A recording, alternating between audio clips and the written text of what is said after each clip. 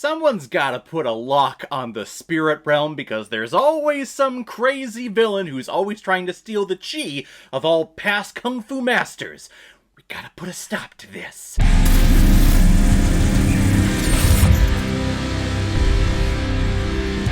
Kung Fu Panda 4 released this past weekend in 2024 and is directed by Mike Mitchell, who's also directed such films like Deuce Bigalow, Male Gigolo, Sky High, Trolls, and the Lego Movie 2, The Second Part. And this movie is starring the voices once again of Jack Black, Awkwafina, Bryan Cranston, James Hong, Ian McShane, Ke Huy Quan, Dustin Hoffman, and Viola Davis. Master Shifu has given another task to Po. Since it's been many years of him being the Dragon Warrior, it is now time for Po to choose his successor, who will one day gain the title of the Dragon Warrior next. But Po doesn't feel like he is ready to give up that title, so once again Po tries to ignore his destiny. But Po crosses paths with a local thief by the name of Zen, who he starts developing a nice little friendship with, and Zen also tells Po that she knows the whereabouts of the next big villain that Po needs to take down, the Chameleon. So Po is on his way to take down the next villain, who's going after all of the legendary kung fu masters in the spirit realm to take their power,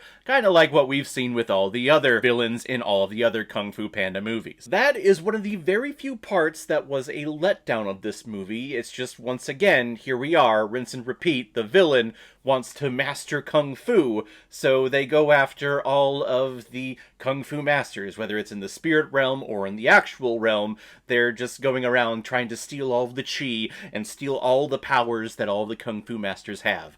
We have seen this at least 3 times before. But that is a very small critique of what, in any other regard, is a very solid and very wonderful animated feature. I've watched all of the sequels to this Kung Fu Panda franchise this week. I've never watched them before. I've only seen the original one leading up to this week, and my god, this franchise doesn't have any bad hitters on it. Every single movie in this franchise is wonderful in its own way. 2, I thought, was a great and worthy sequel to the original. 3, surprisingly, I think is the best film of the entire franchise still. And 4 is another solid entry with a lot of great animation and another great villain. Even though they're doing the exact same thing that many other villains in this franchise have done, the animators of this franchise know how to make the antagonist just terrifying to me. I thought the Peacock Kung Fu Master in Kung Fu Panda 2 was absolutely terrifying. I thought it couldn't get any worse than that. In this movie, the Chameleon, again, is terrifying to me. I'm not making this up. I am legit scared whenever that character comes on screen.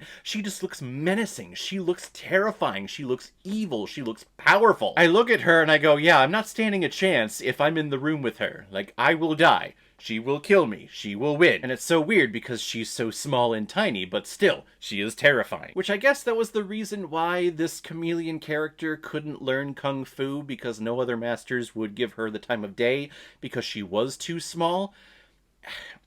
It just kind of felt like it was a cheap way of making this person choose to go down the wrong path. I don't know, I feel like there is a little bit more there than meets the eye. But I keep talking about the villain because that's really the only downfall of this movie. I'm not even going to call it a downfall because the villain was great. It's just, again, rinse and repeat.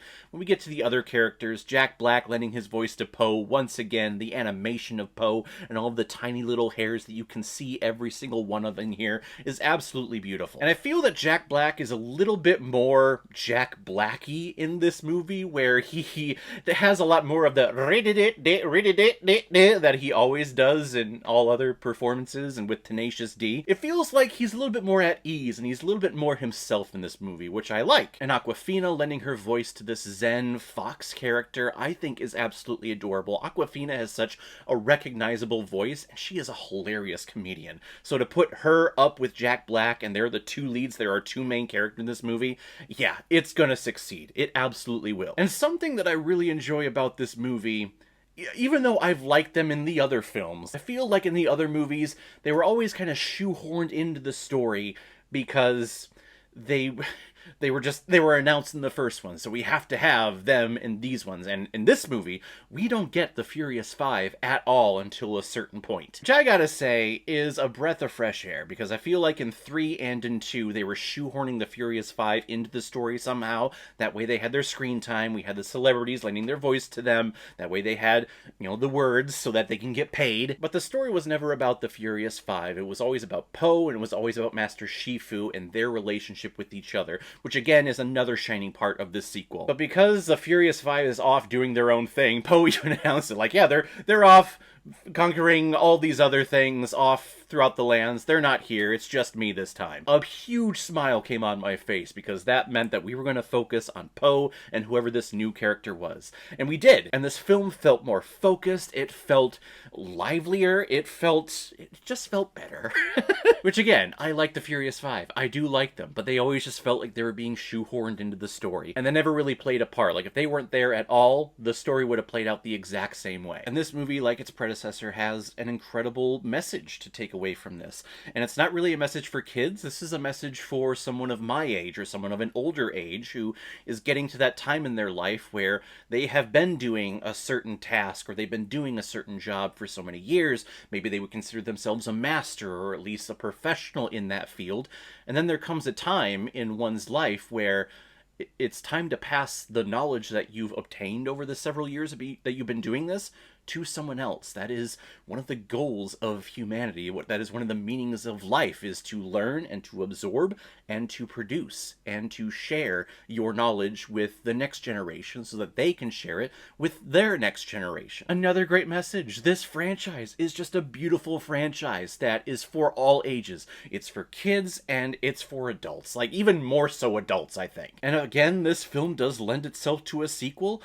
I really hope that we get them. I really hope we get another 5 films in this franchise, because I don't want to see these characters end. I don't want to see this story end. Of course, I would like to see a different kind of villain come into play, who's not always going after kung fu powers of people in the spirit realm. Like, put a lock on that gate.